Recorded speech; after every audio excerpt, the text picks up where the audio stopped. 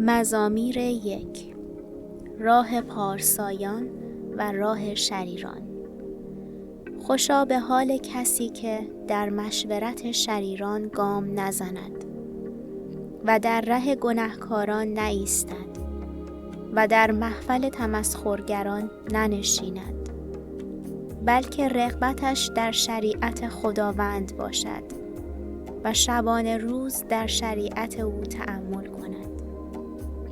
او به سان درختی است نشانده بر کنار جویبار، که میوه خویش در موسمش آرد به بار و برگش نیز پژمرده نشود و در هر آنچه کند کام یابد.